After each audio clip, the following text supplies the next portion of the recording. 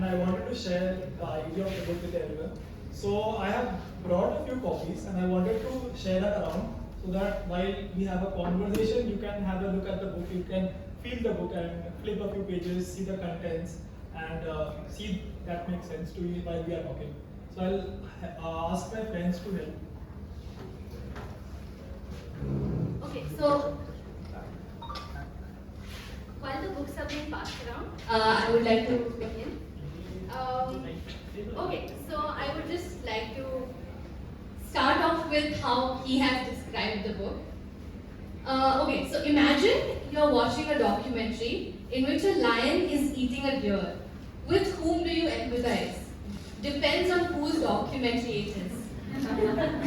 If it is a documentary about a deer, we see how violent the act of killing the deer is. We empathize with the deer. We see how we empathize with the deer. If it is a documentary about lions, we see how hungry the lion is. We learn the lion, not having eaten anything for long, would have died if he had not hunted the deer. So we empathize with the lion. We empathize with the side we know. It is still relevantly easy to empathize with another side when it is not contradicting on our own. But can we, as a deer, try to empathize with the lion who is running behind us in order to kill us? Is it possible to show the deer the lion's side? It seems like an impossible task, but it would be fun to try. This book, with 8 such unconventional ideas, is a humble offering in the same direction. So, Mr. Harsh was born in 1997, educated at Loyola School, Jamshedpur. IIT PHU Varanasi, and de-educated through self-inquiry. Later, he went on to do a fellowship in holistic education at Bhumi College, Bangalore. He loves to question, explore, experiment, and fail. He is fond of meeting new people and having interesting conversations. And you might find him dancing and brainstorming absurdly funny and thought-provoking ideas, if not writing. So, welcome Harsh to Poets of Bangalore, and can we please have a huge round of applause for him. So today we are here to talk about your book, Another Side. So can you please tell us about what the book is about? So to build context for the book, I'll go from where it started. So I was in my college, and during the first year itself, I lost interest in the academics, and I wanted to drop out. So I shared that with my parents, and they discouraged the idea. They said that they gave certain arguments as to why I should continue with the course. They all sounded right to an extent, but that feeling of disconnect that I had was there. So for a very long time, I was confused as to who is right and who is wrong. So I happened to stay that question for a long time, and eventually to realize that both coming from different set of life experiences have a different perspective. So both are right at the same time. So that insight was very interesting for me, and so interesting that I want to share it with everyone. So earlier, so we are conditioned to the fact that only one answer is right and all others are wrong. So that idea that all sides are right sounded very interesting to me. So that is how the idea of the book began, and that changed my approach. Initially, I used to try to prove my side to others, try to prove how I am right and they are wrong. But after then, I started to try to understand from where they are coming, what is their source. So that is how I was able to empathize with their side as well. So in this book, I'm trying to offer a different, unconventional perspective to things in general. Yeah. Thank you. Okay, so can you tell us about your journey about becoming an author? Like, why did you, decide to put it all in a book and in a written format? What was it that clicked that okay, I need to write a book, and how was it becoming an author? So initially I started with I had something interesting to share. So I didn't have the idea that I was writing a book. So the idea was to share something interesting that I found. So it was that journey, and what was the other question you asked? Just like how you decided that I need to do it in a printed format. So I happen to express myself better while writing. So like everyone, I had a lot of questions in my head. So I was lucky enough to have that space and freedom to stay with those questions. Like generally, we don't have that space and freedom to stay with our questions in our head. So I was lucky that way. So I stayed with those questions. I tried to understand them through certain conventional perspectives, but it didn't work out for me. So certain unconventional perspectives did occur to me, and I happened to sort of try that, and eventually I found answers through those unconventional perspectives. So yeah, that is how it happened to me. And then writing was more about sharing those perspectives. Yeah, thank you. So the book, so like what we generally see is, people write through the format of poetry or stories, but they are like non-fiction essays, right? So how was that difficult, like different from like how was it writing essays? So my approach was, so when the insight occurred to me, my approach was to deconstruct it through the experiences so that people could relate. So not just I happened to jump directly at the insight. So I tried to come back and share the experiences that led me to that insight. So initially, if you read, each essay starts with a personal story which leads to that insight, and then I try to compare the new insight with older narratives that are there in our society at present. So initially it's not very essay type, it's more of a story type, but towards the end, when I'm comparing the different perspectives, it becomes a little essay. Yeah, so it's not completely essay. Okay. It's a bit of, there's an element of fiction to it as well. That's great. So how was your experience writing everything, and how long did it take for you to like put it all together? So I approached it one step at a time. Like there were certain ideas that I had, and I didn't plan it. Like I happened to just sit. It was very organic. Like I had something that I wanted to share. So I stayed with that and explored around.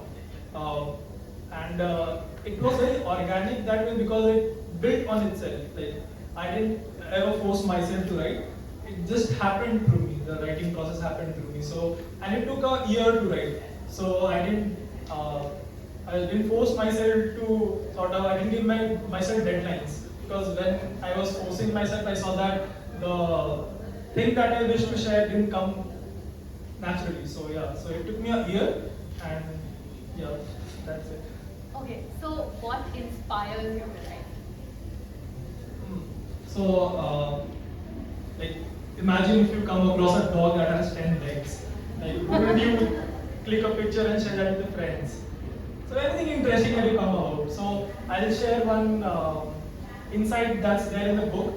So there was this when I was in college. So we had a speaker called John Martha. He's a NASA scientist, and he happened to come there and talk about the stars, the universe, and like he said like how stars are many billion of years away, and sorry, not even billion of light years away. So light year is the time light takes to travel in a year.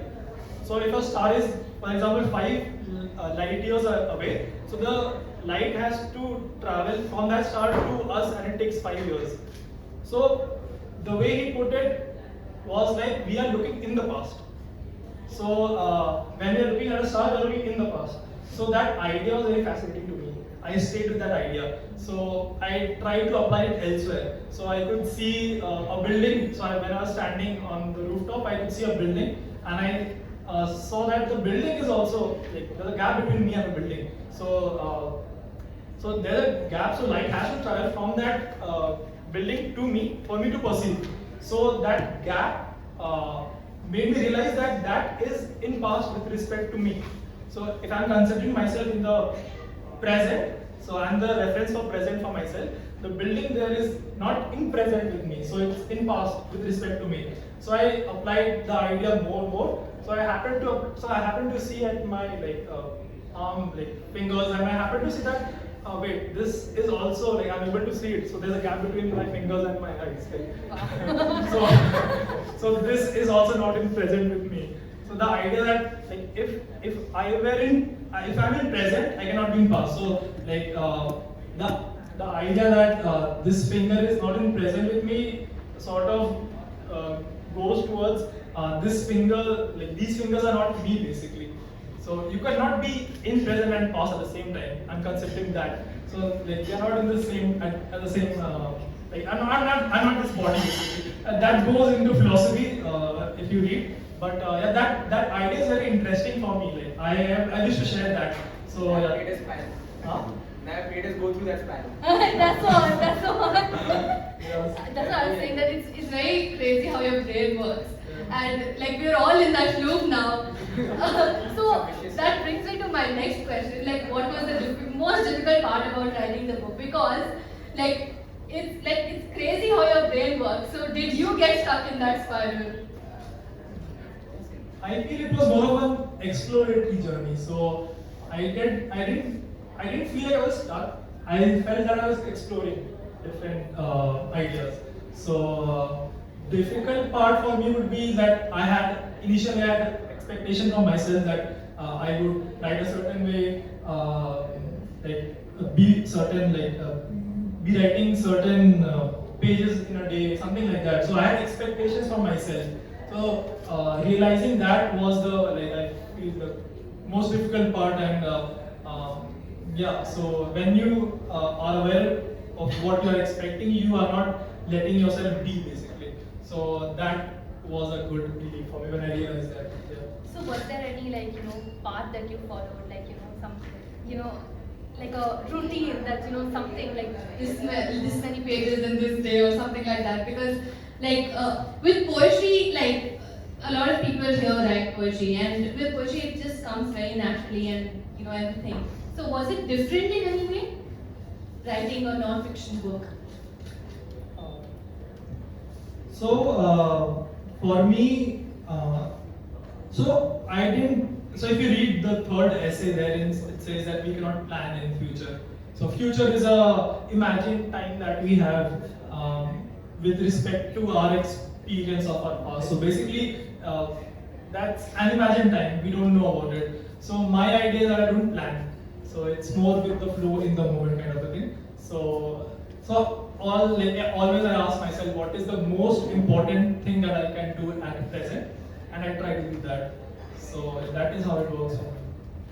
that is nice. So how is your because a lot of people here are budding writers, and they do look forward to publishing their book someday. So how is your publishing journey like?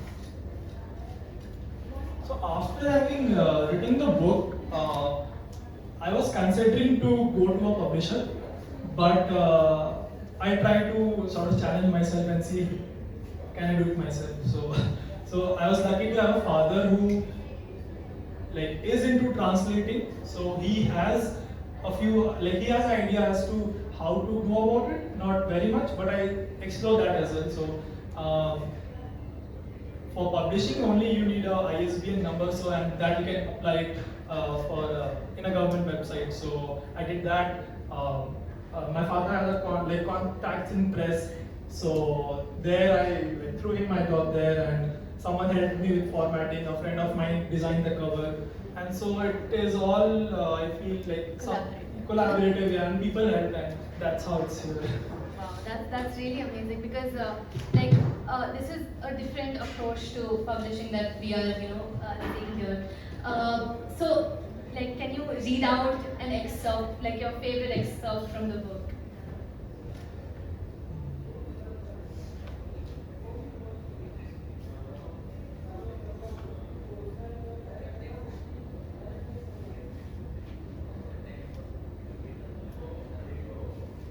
So I'll give you a little context for this excerpt. So the moments where we don't feel loved enough. So, and the narrative that we are told is that you are to be blamed for it. Like, you are not enough, you are less, you are like what? Bad. Like, for like people put conditions to their love for us. Generally, we experience it with parents and even friends. And so they put condition as to you are not enough in different ways, and so you're not being loved. So, and that is why I put conditions. So, and so if we consider that as a problem, I'm trying here to find the real threat to it. Like, what is the real threat? So I'll read. The narrative that blames us for experiencing conditions to others' love is the real threat. The narrative that causes a feeling of scarcity in us in the form of ideas like I am less, I am not enough, and I need to be more is the real threat. The narrative that tells us that we need to do certain things and meet certain expectations to become worthy of love is the real threat. This narrative needs to be changed.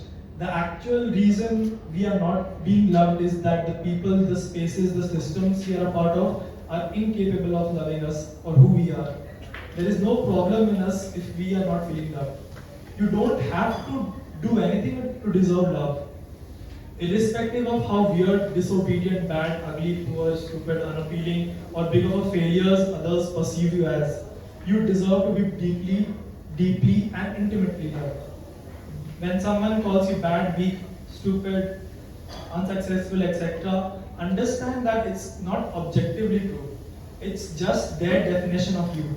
Remember that you are good, strong, beautiful, smart, successful. At the same time, in someone else's definition of you, it is all subjective. By calling you bad, that person is telling you his limitations of being able to love others. Everyone has limitations. I too have mine. Since it's others' limitation, it does not mean you deserve less love or you are to be blamed for their incapacity to love you. Yeah. Wow.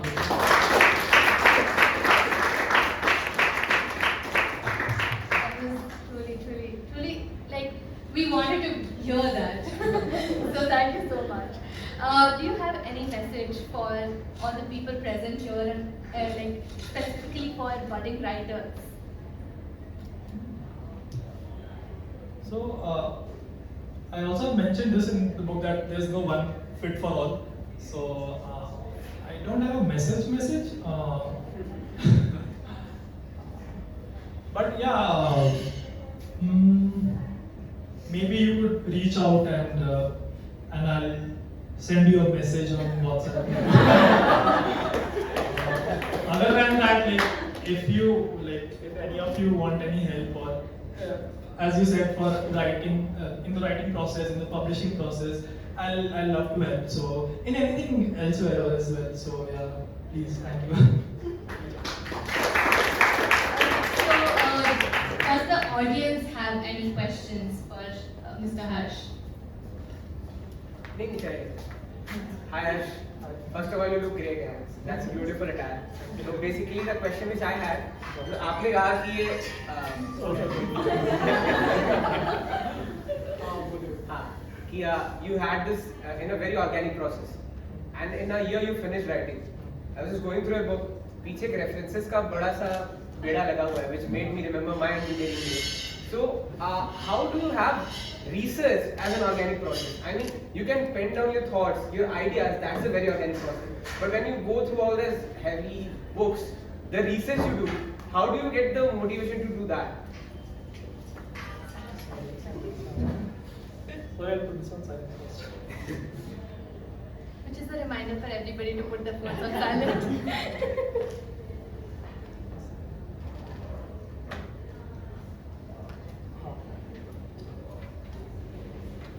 So, research. So, I didn't start research when I started writing. So, So I used to pen down my ideas somewhere in a diary or a laptop, and I used to read stuff. I used to explore things and see videos on YouTube, listen to interviews. So anything that would connect to the central idea, I would just jot it down. So that's how it became organic. So there's a central idea, and you are jotting down any other idea linked to this idea. When you anything that you come across.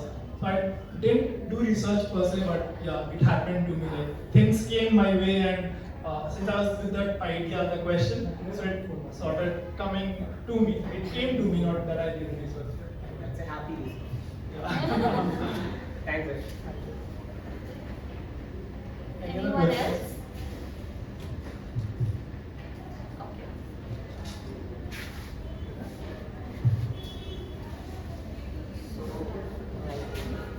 So when you published this book via self-publishing, so did you face any challenges compared to supported publishing? Like if we go to some publishing house, so they assist us in some way, I think, with the cover, with the process and all.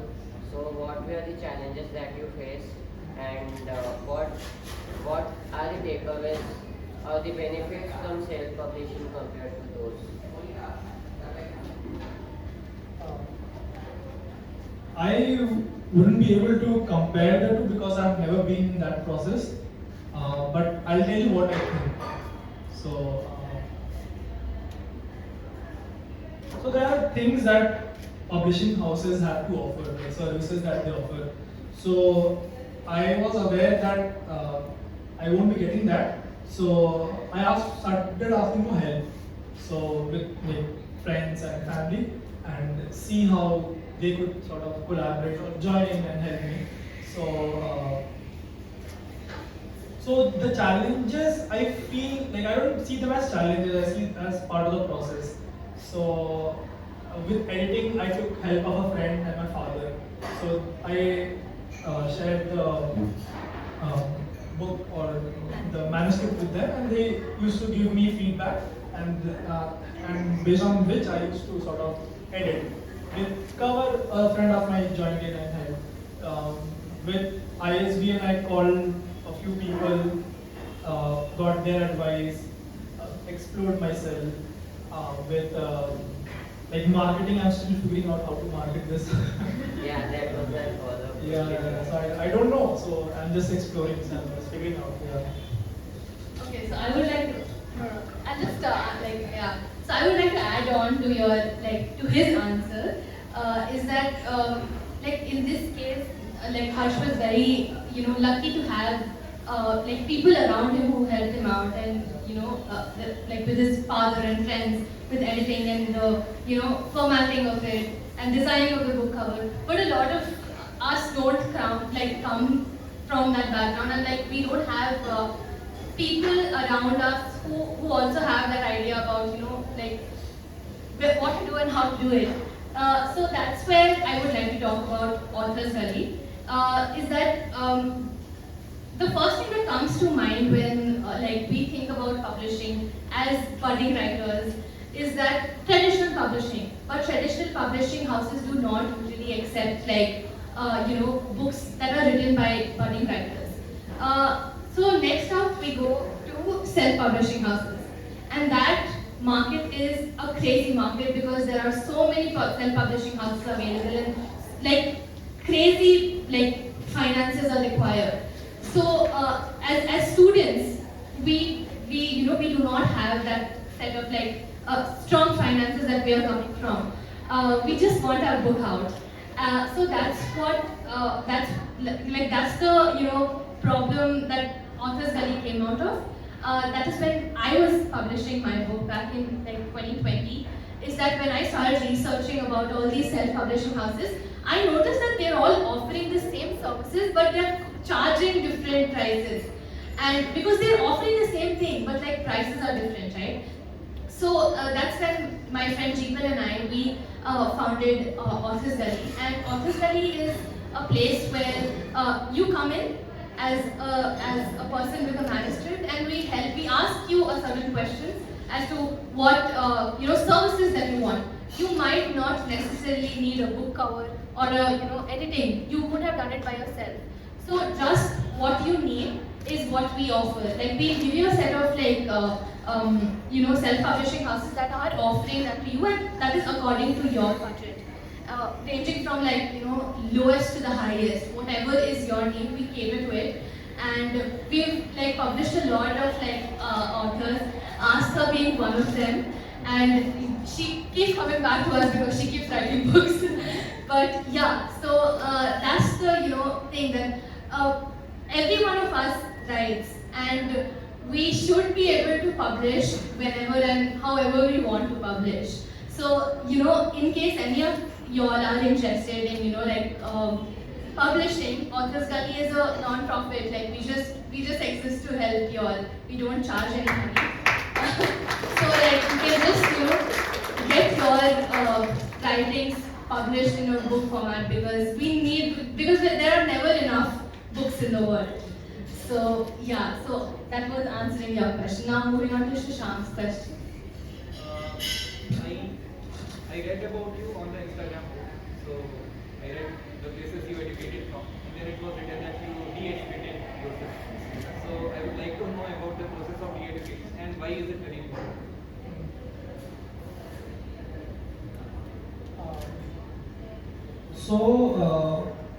Whatever is going inside our head, like whatever thoughts that we are experiencing, are coming from certain people around us, parents and all. So they have their way of thinking, and that is what we are conditioned to. So and it need not be that way. So for example, we learn to blame ourselves. So if there's a problem, we are if you get poor score in your exam, so you are told that you are to be blamed for it. If you break a glass, you are told that you are to be blamed for it. If your father gets angry because of you and breaks a glass, he'll tell that you are to blame for it. So that conditioning, that narrative is built, and it's very strong in our heads. So deconstructing or de-educating is very important.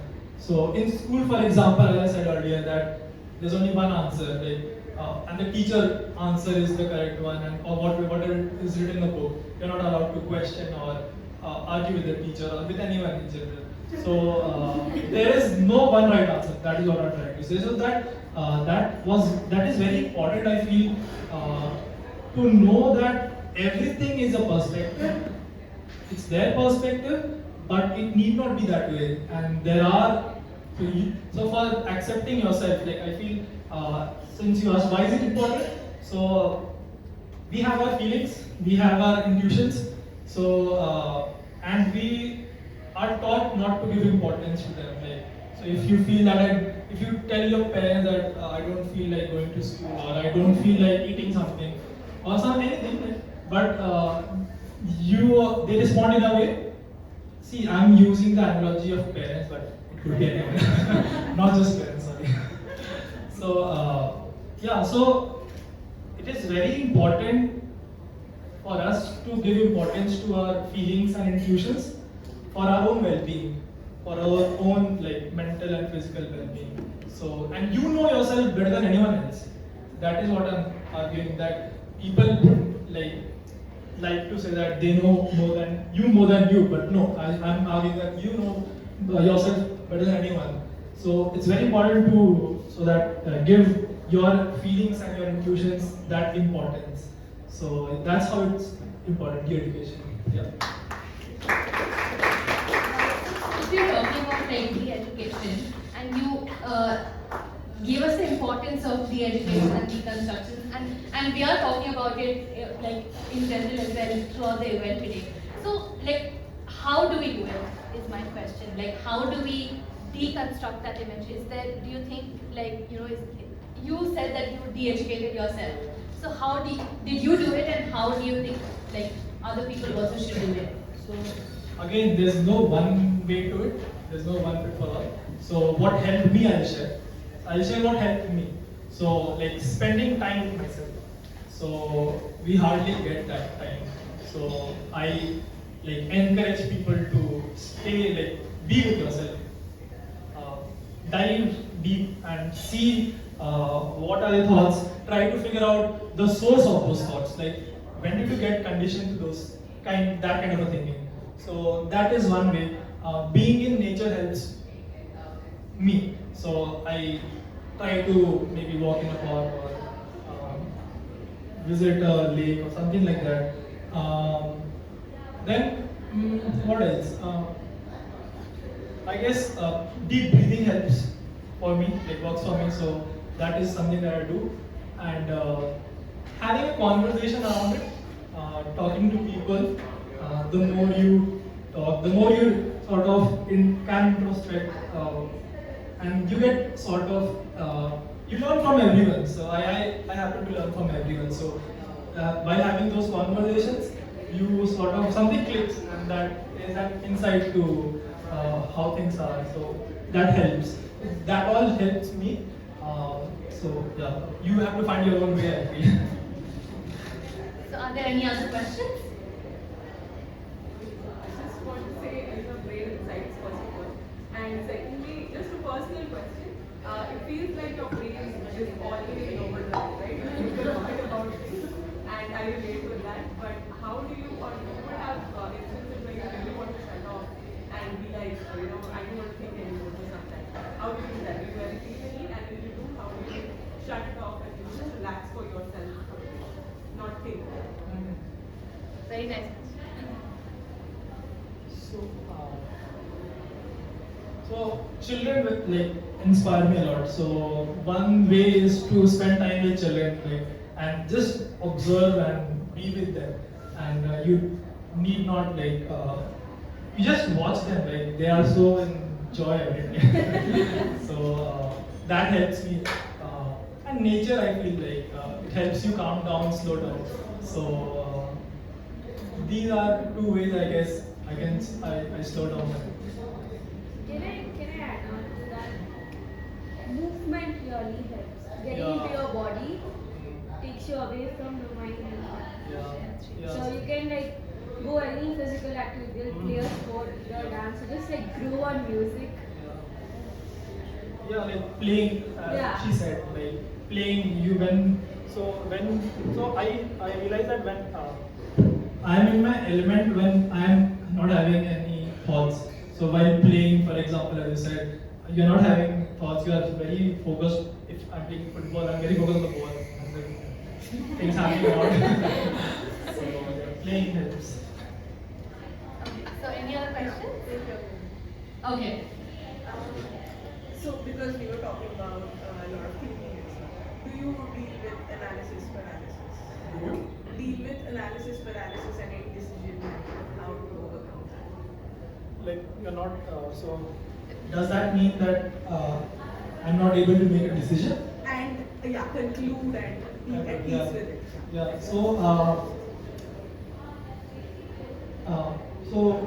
there are like many answers coming to me at different levels. Our audience is very smart at judging people.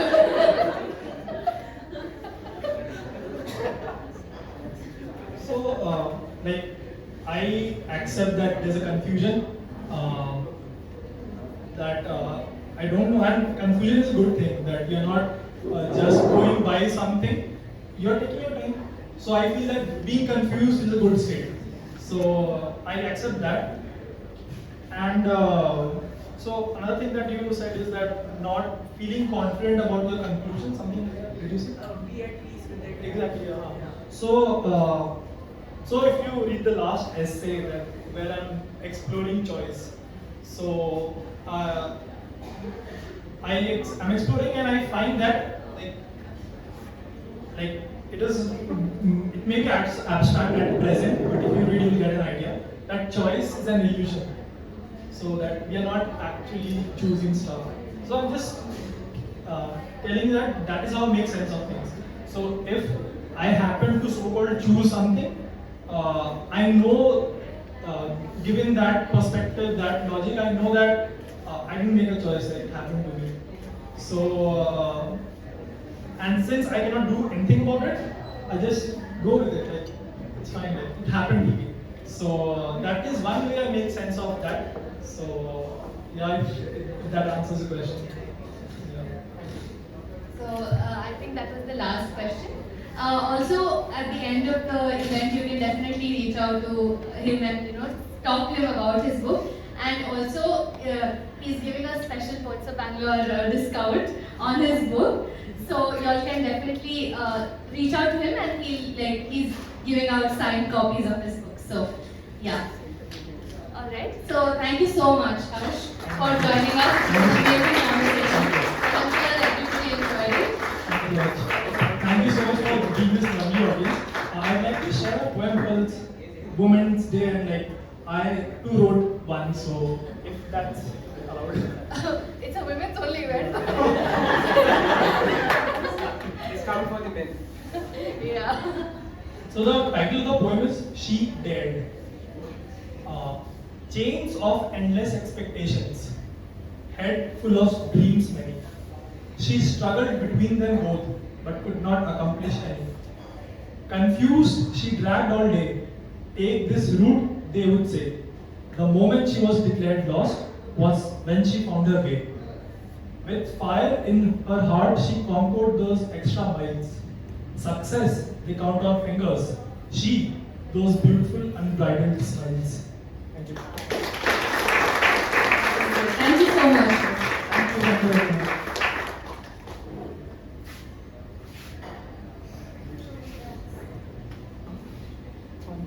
Oh, just a minute. Can you tell us where your books are available online as well? So I have got, like, at present I have brought a few copies of the book. So in case you want to purchase, we can do that here, and otherwise it's all available on Amazon. So you can do that there as well. So इनको मिलेंगे इनको हाँ? इनको मिलेंगे इनको मिलेंगे. Oh yeah. Very smart.